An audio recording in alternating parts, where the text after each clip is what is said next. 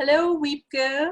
Today is the 1st of July, 2020, and I'm Nilima Bhatt, and I'm so excited to have you on this Shakti dialogue.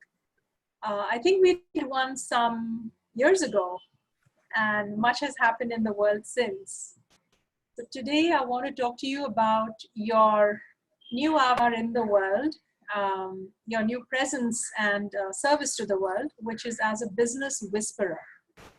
So I'm very curious to know what that is, because I know you have a background in the business world.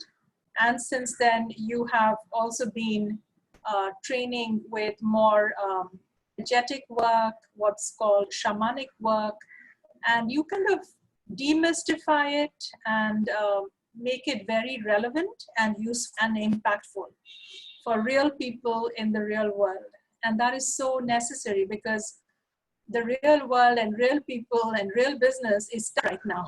So it means our old strategies are not working.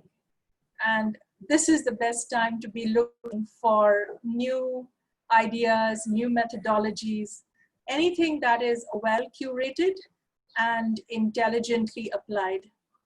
And it's in that context that I want to hear from you about what is business whispering and what is shamanism, and how do you bring that to the business and leadership world?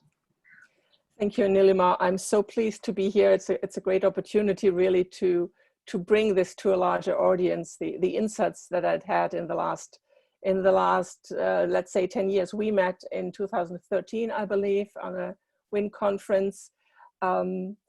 Just let me introduce myself a little bit. As you said, I've got a background in business. I've got a maths degree, an evening MBA from Bocconi, and I've worked for Alcoa and EDS in my first life, so to speak. And then things happen. You get a divorce, you get laid off, you move countries. So deep turmoil in your life.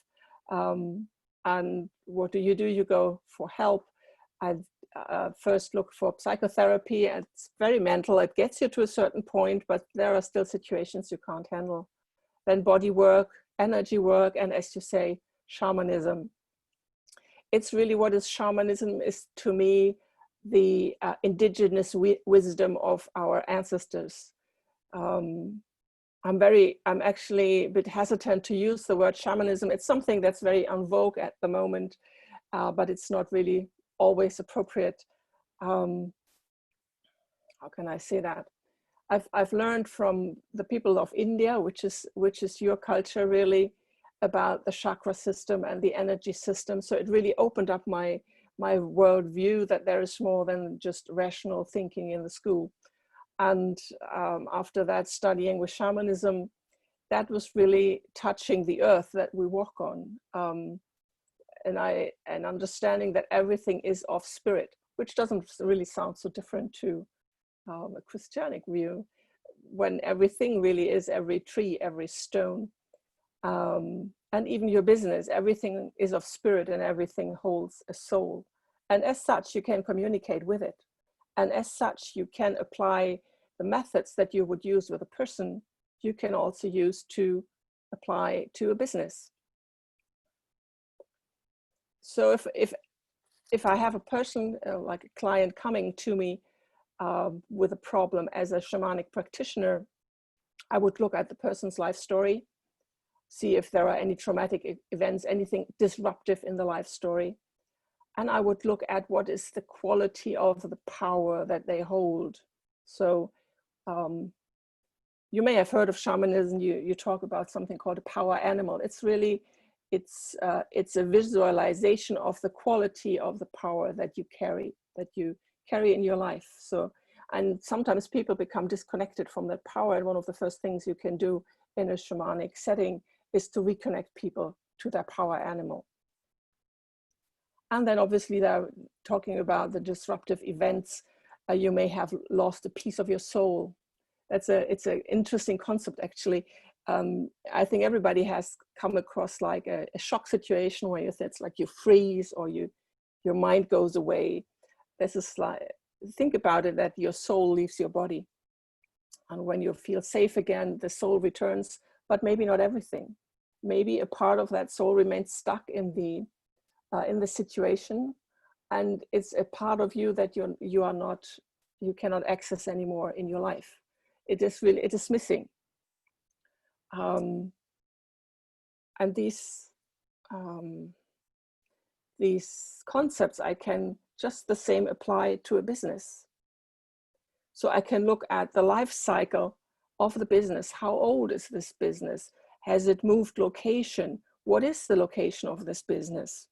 And with that, I can understand what is the power animal of the business.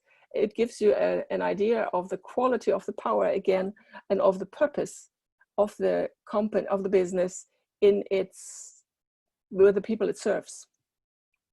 Now, I'd like to make this more clear with an example. Everybody in Germany, at least, has heard about Wirecard.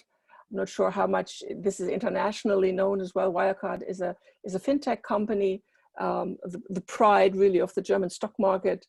They are all into online payments, credit cards, virtual cards. One of the first who had an app, so you could pay with your phone instead of a virtual card, of a real card. I've worked with Wirecard. I've been employed from 2014 to 2017. And it's been a great experience, an interesting experience. And Wirecard right now is in the news because they are caught in fraud, really. They filed now for insolvency, and the company the company is in big trouble. So this could be an interesting example to look at with shamanic eyes. What does the story of Wirecard tell us, or what can it tell us? So I said, looking at the business, where is it in its life cycle? How old is Wirecard? Wirecard was founded, and obviously I have this information because I work there as a recruiter, so you tell the story to every incoming interesting candidate. So Wirecard was founded in 1999, which means when I worked there in 2014, 15, it was 15, 16 years old. If you compare that to a person, that's the teen years, right? You're already fully grown. But you may not have all the structure that an really adult person has, and you may not have the clear direction of your life yet. And that was something I could find in Wirecard as well. We did have structure, but not as well defined as a big corporation would have, as a 50-year-old corporation would have. So I have a question quickly here. It's interesting that you are applying the life cycle and the typical lifespan of a human being out of a company. For me, that is interesting because if you were to look at the typical life expanse of a dog, like a dog lives 13 years, 14 years, something like that. And so you would actually break up their infant, adolescence, adulthood very differently in terms of actual units of time. So this is an interesting insight for me, that would you say, looking at, since the world of business happened, and if you look at the average lifespan of a business, is it 100 years like a human? I'm just curious. Interesting. I had not asked myself that. I think it is connected a little bit to the people who run it. I do see a parallel between like the head of a company or the owner of the business and the business itself. So yeah, I would actually connect it to the lifespan. And obviously you do have like reinventing points. You have the growing, the maturity. I mean, I think every business person can tell you that you have the different maturity cycles of a business as well. Yeah. In this case, it just was very fitting to say these are the teenage years. It could also be, perhaps, I'm just thinking aloud with you, that it happened to be the 15, 16 years of age, which in human terms would be the mid-teens. And perhaps for you to, what was the energy of the company? Did it express itself like a mid-teenager? Maybe that's one way to also note. Yes. Well, one thing was really this thinking of a teenager as not totally structured. That was something that I found in the company as well. And it was very playful and full of spirit, really, to say all these ideas. Oh, we can do everything, you know, like you are in your teens. You're full of ideas for your life, and who knows where it will lead you. And we can manage everything. So that was a little bit the spirit of the time. Yes, very creative, not yet stuck in too tight of a structure. Yeah. So it was very expansive, stepping forward in life. Yeah. What's interesting for me is, like, I'm the founder of the Shakti Fellowship, Shakti Leadership. So I'm beginning to now ask myself, you're basically saying when a founder gets a company or an organization, it's like giving birth to a child, right. And then you also have to parent it. Yes. And that as a founder or as a parent, you have to parent your organization differently according to its life stage. Right. And then maybe a time comes where you also have to learn how to let your baby, your child, your young adult fly now, right? Yes. So it's interesting for me to also have to reframe my work in the same context and say, oh, where are the babies I have birthed in terms of the organization? Yes, and it's, well, then you're looking at truth and reconciliation, you would say it's a toddler, right? It's a baby. It's a baby, and it needs a lot of attention and nurturing for mama to grow. Something that I find very important is to realize it is born. It is a different entity. It is not you. Yeah. That's a very important piece for all founders. Yes. Because we are so close to what we create that we think it's us. And in the beginning, it may be okay, much like a mother and baby have used identities. Right. But then a time comes when that entity, that baby, is also its own person and needs to grow and individuate and find its own purpose, which may be different from yours, It's so interesting. How interesting. Yeah, I find it, I have worked with a couple of like entrepreneurs, like with smaller 1 or 2 people only in the company. And I find they see themselves as the company. It's like, it's as if it is one.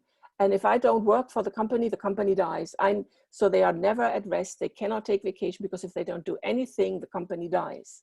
As if it's only there through their constant work.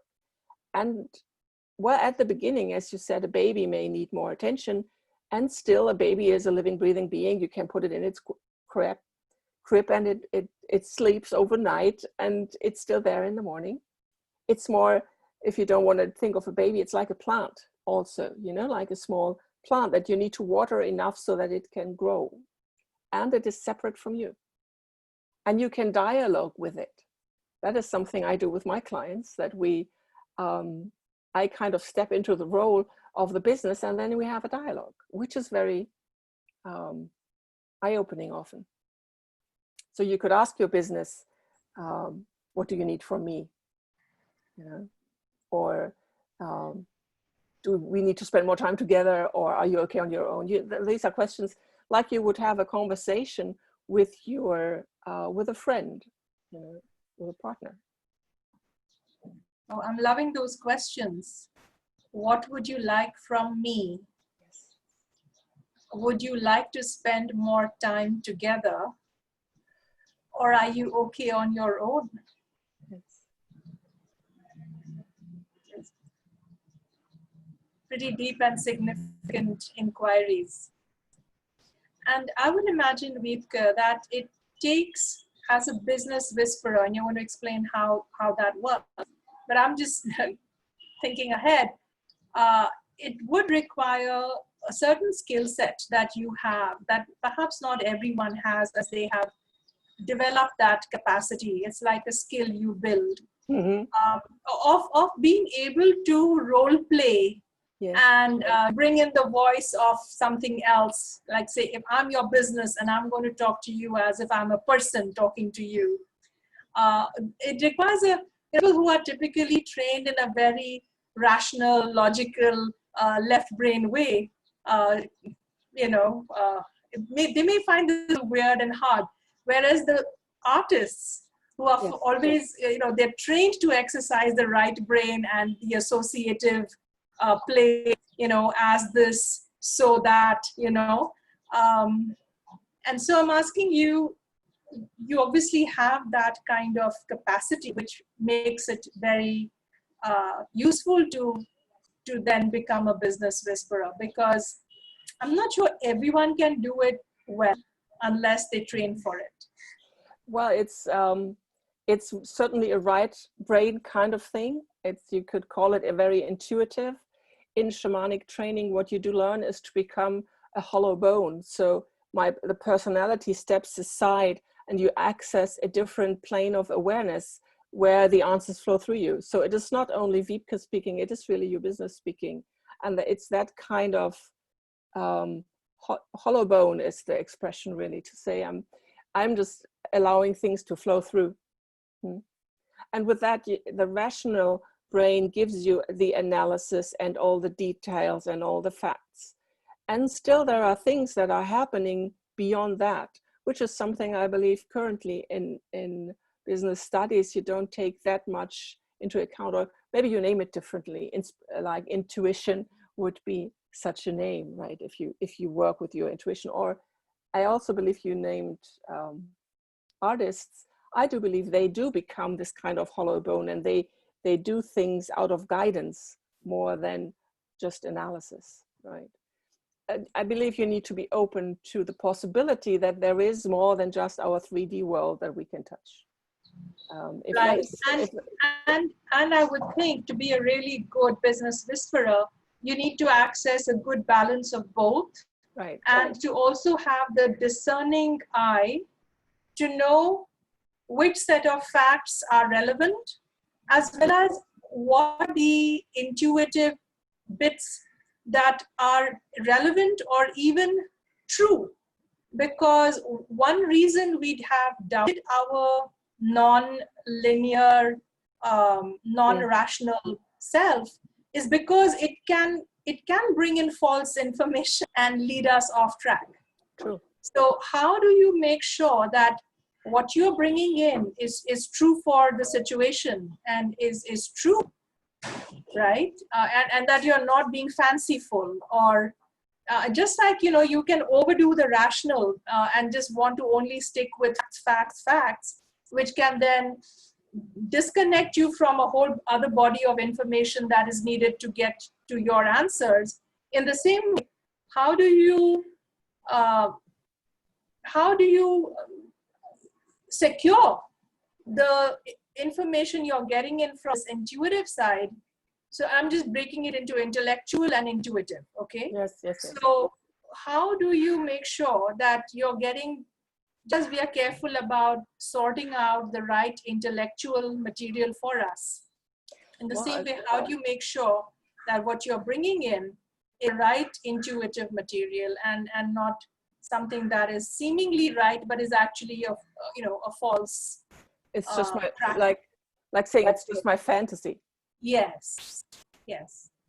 I think one thing is I do feel it, whether it's right or not. I think my client feels it very precisely. And it's this balance that you just described between the intellectual and the intuitive. The intuitive knows when the intellectual is overdoing it. You know when you're being, if you listen to it, you know when you're being fed false data, just numbers, just because they are numbers and just because somebody says it's scientifically proven, does not necessarily mean it's true. And sometimes it is and sometimes it isn't. And I think it's your intuitive capacity is just this discernment. In the same way, if I speak intuitively, there is the rational awareness of saying, is this just me speaking? So it's not so much, is it true what I'm saying or not? It's more, is this just my fantasy speaking, or is this really wisdom coming through, you know?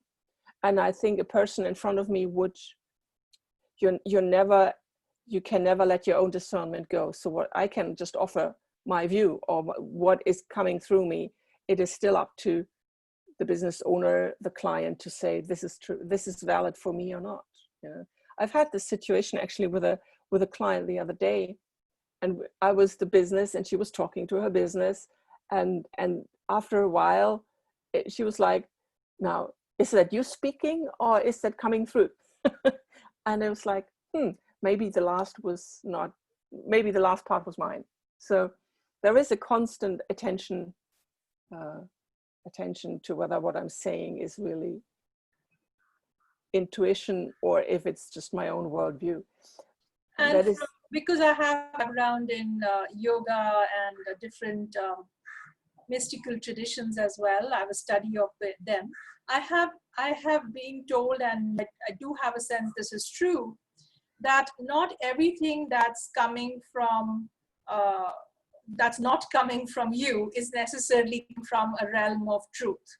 That between you and your world of fantasy and the world of truth, there is another zone, so to speak, where outside of you there may be false ideas, you know, which can, like archetypes, take hold of you.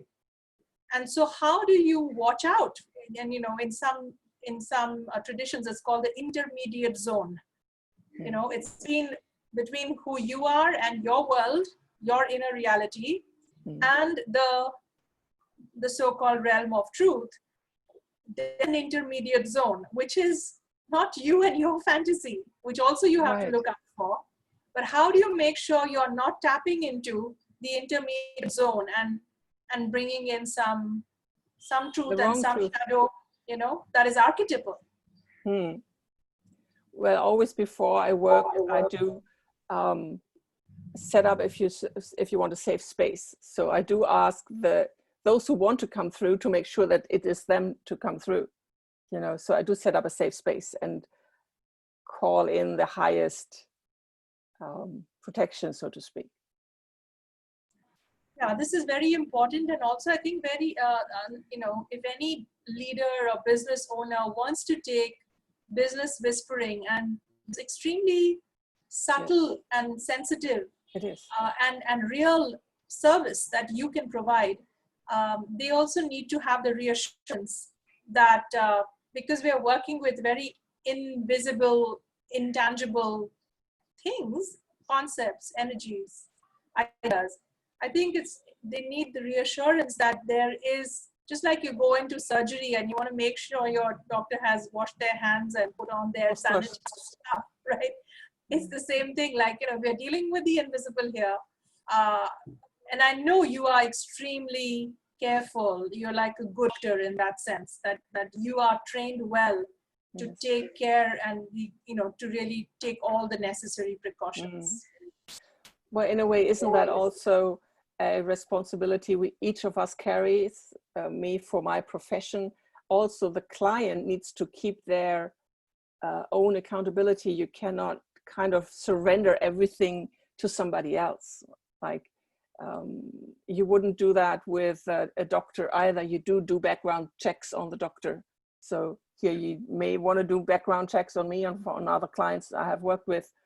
Is this a safe setting? And you always need to kind of see where that resonates with you. Yeah.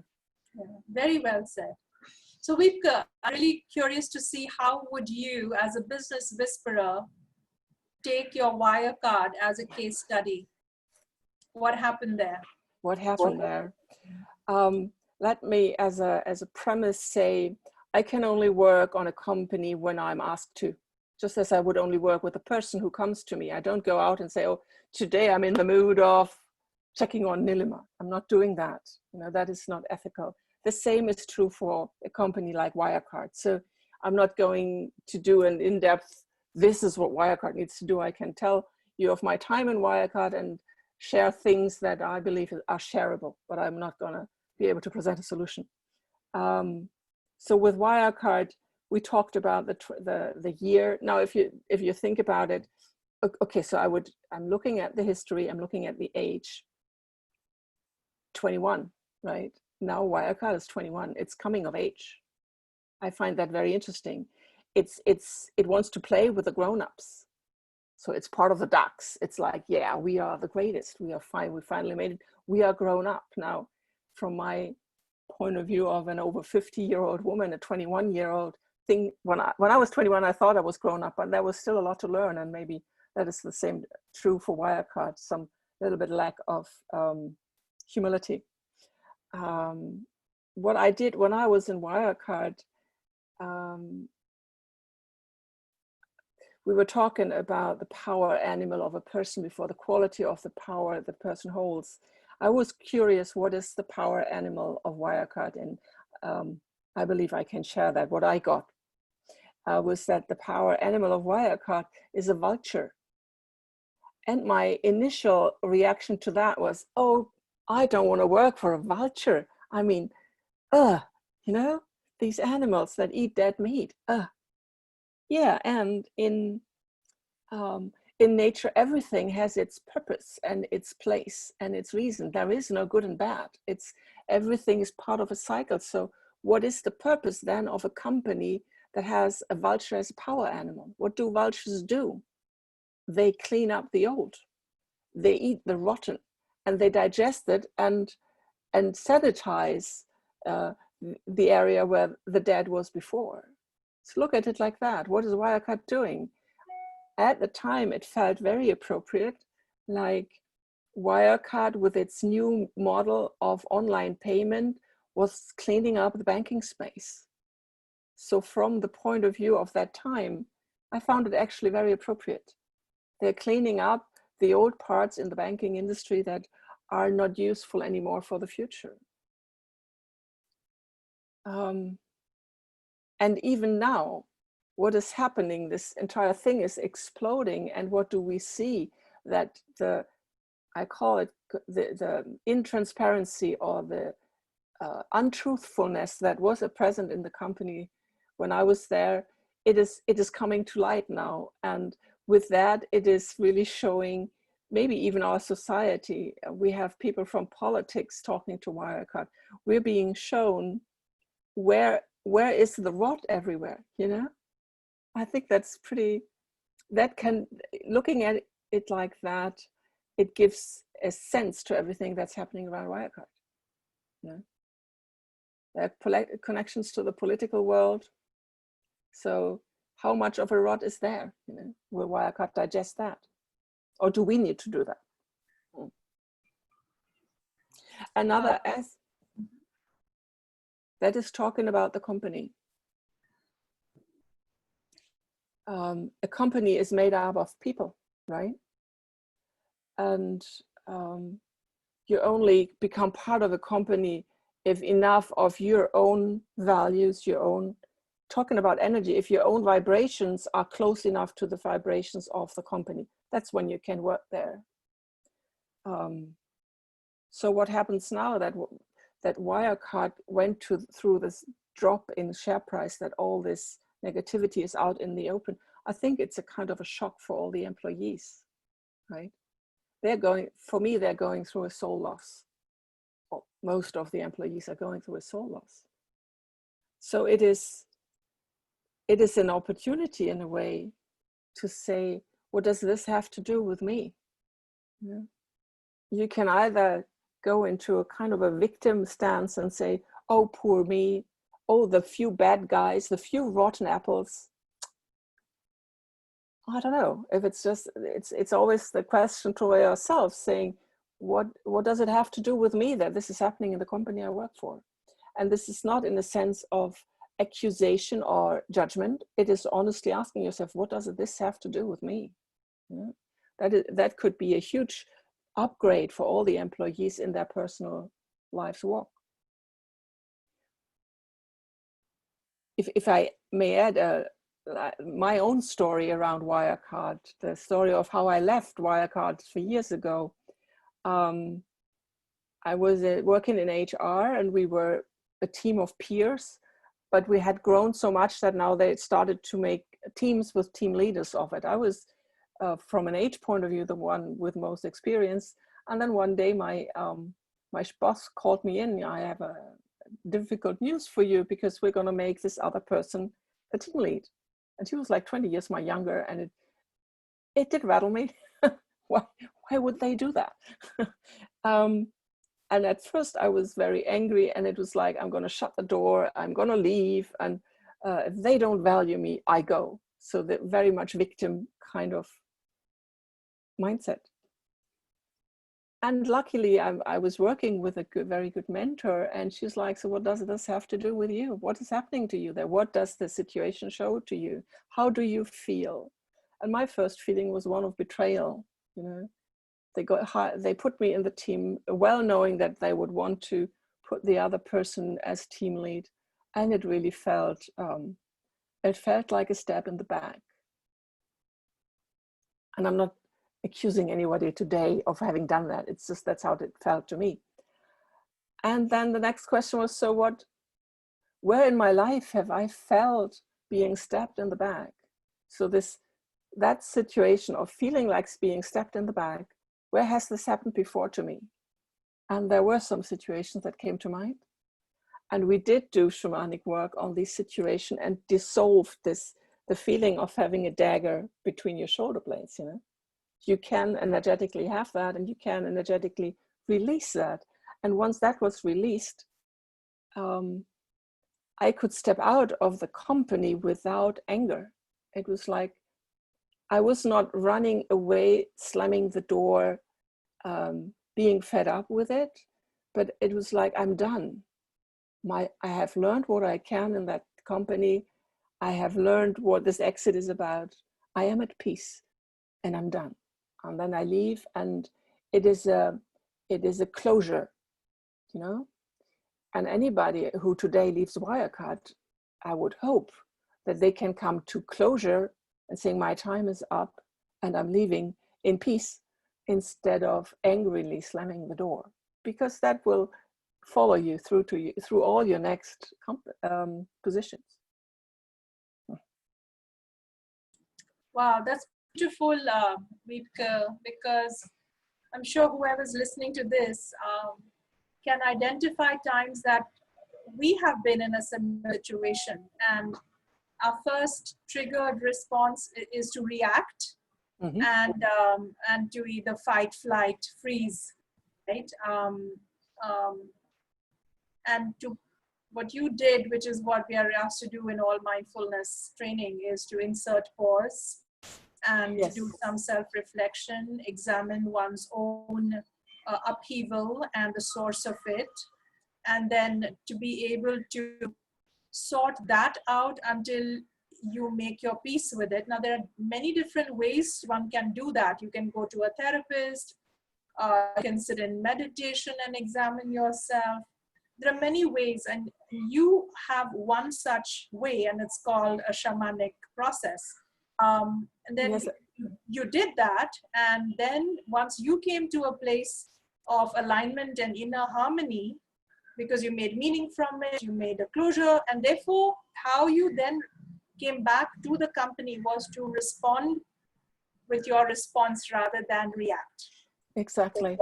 And the if I may add, the shamanic part of this is that there was actually an energetic dart, an energetic dagger in my energy field, and that got pulled out.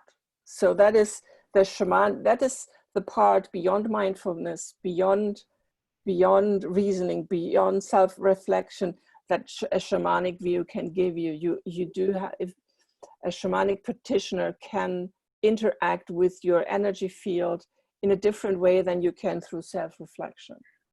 That's very cute. That's very interesting. So this is where your specific skill set Right. Becomes useful. So please tell us more. How does that work? Mm-hmm. How does it work? A lot is similar to, like, you reflect and I realized I feel betrayed. And then the next question is, where does it sit in your body? And usually you can feel it. You can feel where this sits in your body. And you cannot, just by thinking about it, release that part, because it's too dense. It's more than just a thought form. So you do need, how do you do that? Well, that's a shamanic skill. You or an energetic healing skill. You actually go in. You imagine you pull that dagger out, and you integrate the field again. You know, and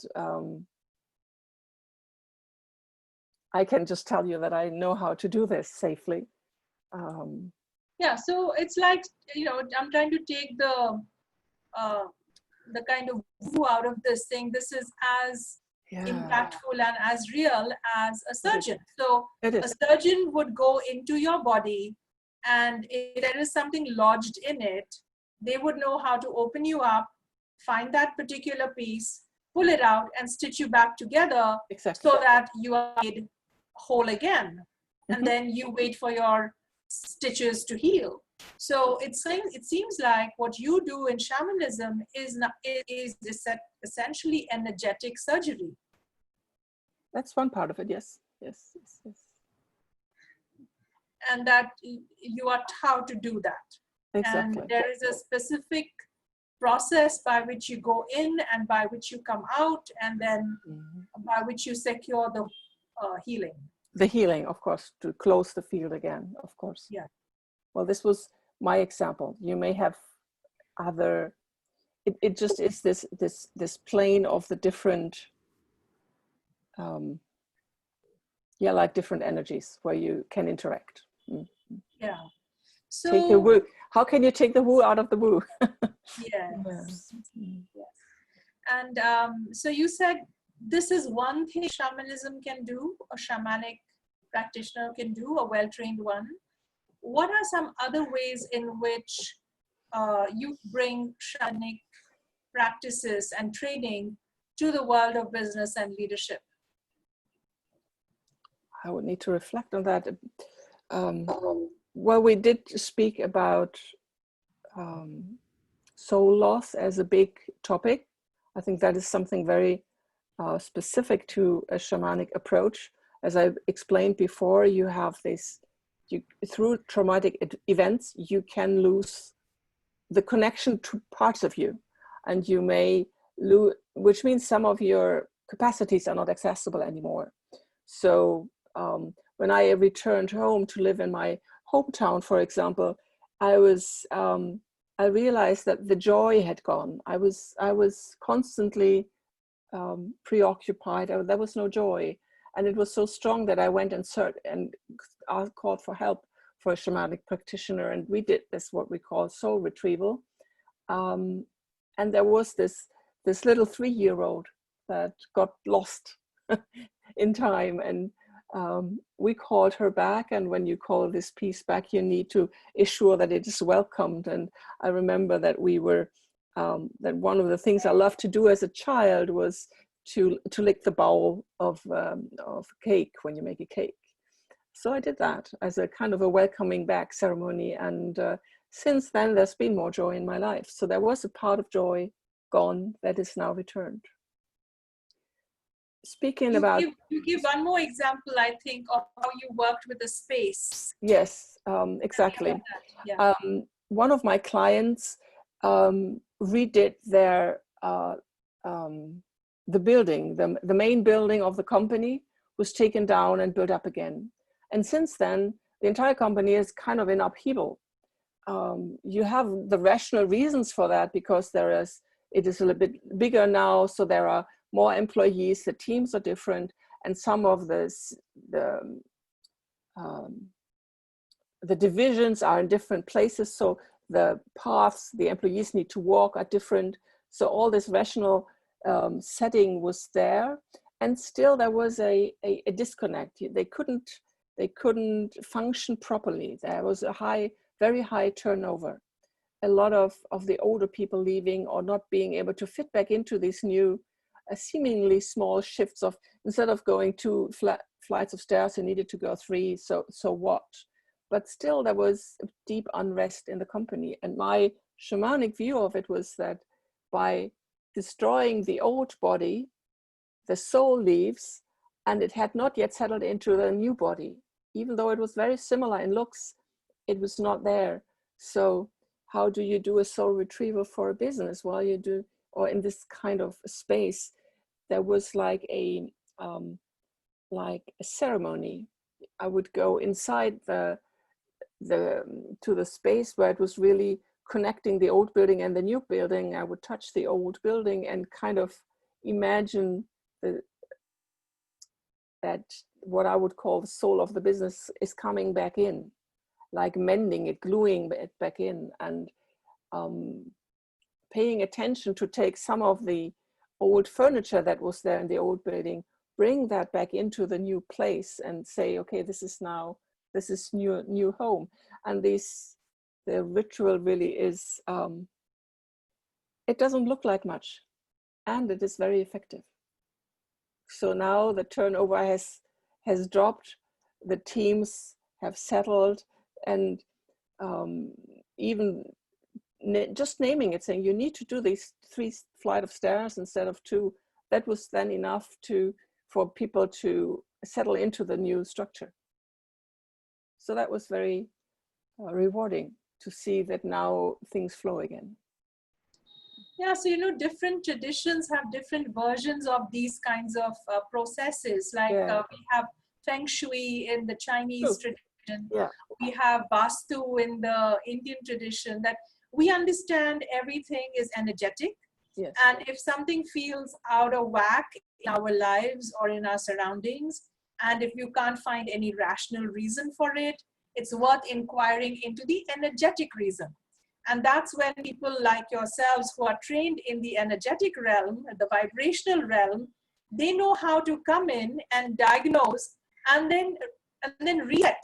Basically, it's like like a guitar that's gone off key. Exactly. And you just come in and tune it back in. Exactly. And once it's tuned, once it's attuned, then it rings true again, and everything harmonizes energetically.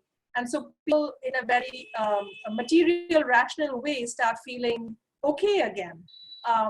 It's interesting, indeed, isn't it, that yes, this is so real. This energetic element of our lives is so real, even though it's invisible. Indeed, indeed. And my client said that, actually. She said, I don't know what you've been doing, but since you talk to our people, they stopped going away. The turnover has dropped, and we are finding new people, and we're finding good new people, the right people for our business. And to me, energetically, it was very clear, because before it was contracted, it was all tight. And the moment you start to work energetically to acknowledge there is this other dimension, it relaxes. So there is space.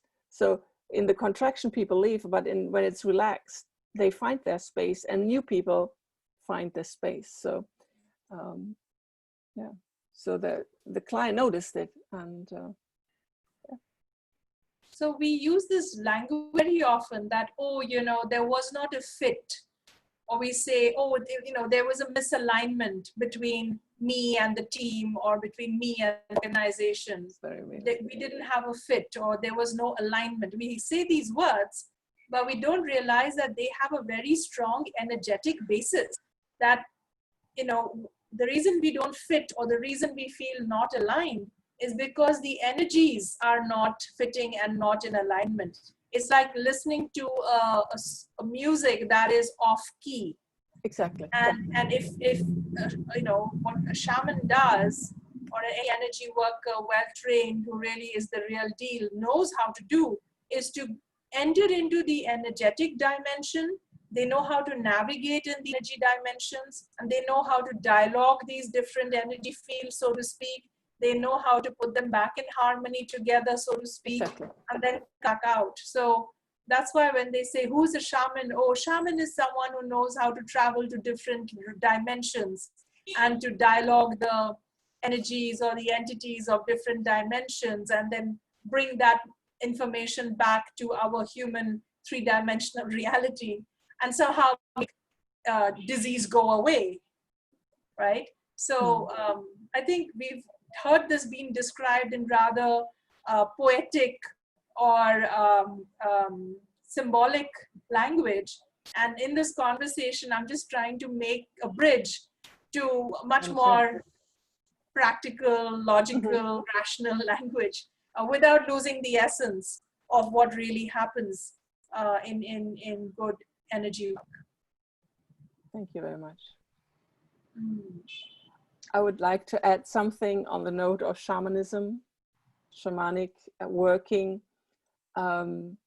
It's a bit of a fashion word now, I find, and that I wouldn't want to step into the realm of cultural appropriation. I think these are very deep practices, and I strongly believe all our peoples, all our nations had that. We used to have this ancient knowledge of how to work with the land, of how life connects together, works together, how everything is spirited. Our ancestors knew, and we just lost it. And some traditions have kept it. So I believe that in India, you are still living it. You still have the knowledge of the energies and of the spirits.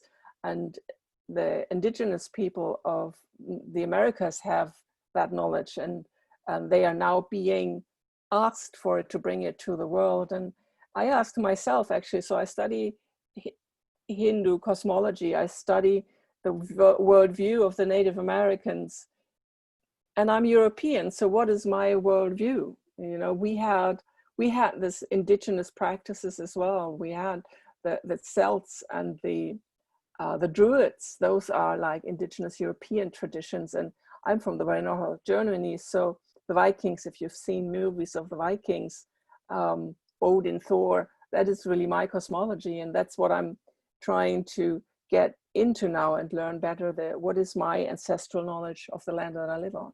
You know?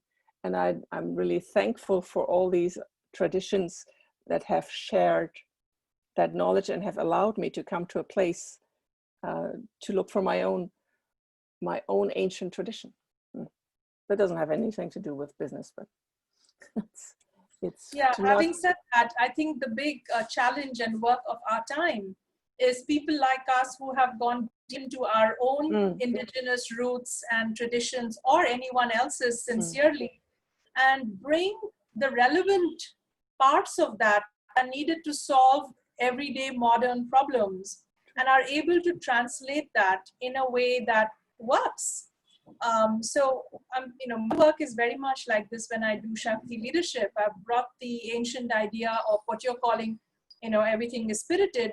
In yoga, it's called everything is Shakti, right? There is a power, there is an agency inherent, and it has to be kept in constant flow. It's intelligent and it's evolving everything. So if you block out, you get stuck. If you align with it, it moves you. It moves you in far greater ways than you could yourself, right? So that's how the idea of Shakti-ship came, and I wrote the book. And how do you balance your masculine and feminine power to become a full person and a whole leader? So in the same way, if you were to speak to any of our listeners who are business leaders, who are looking to be more conscious leaders, what specifically can they call on you for as a business whisperer? Well, there are a lot of good left brain analytical tools to run a business, and it does not get everything. So if you've gone through all the analysis that everything about your business and still it doesn't work, there is something that you can't get to, that you can't grasp. That's when you would call in a business whisperer to say, what is it between the lines? Where is my business not healthy? What is missing? What do I not see with all the facts? What's between the lines? That's when you can call in a business whisperer to get a more a holistic view of your company. Because it looks at the entire beingness of your business, on the health, on the location, on the history, on the purpose. What's your purpose really for the community that you serve? So you're like a business doctor, a business healer. A business healer is it's the holistic aspect. The doctor is like, our Western doctors become more like car mechanics. You know? they're fixing the pieces. That's again the very left brain part. Mine is a balanced approach. I understand business because I'm trained in business, and I understand the essence of your business because I'm trained in shamanism. Wonderful, Wiebke. So is there a website people can find you at? Yes, you find me on wiebkehansen.com. It's like my business, it's evolving, it's born and it's evolving now. So you find my contact details, you find, we can work together. I can like build an analysis of your business and give suggestions on how to evolve it further. I can work with you personally as a business person. Maybe it's part of yourself that's in the way of your business, so we can definitely work together, and you can contact me via my website, wiebkehansen.com. Super. Well, wonderful talking to you, Wiebke. Delight. Thank you so much for your time. Bye now. Bye.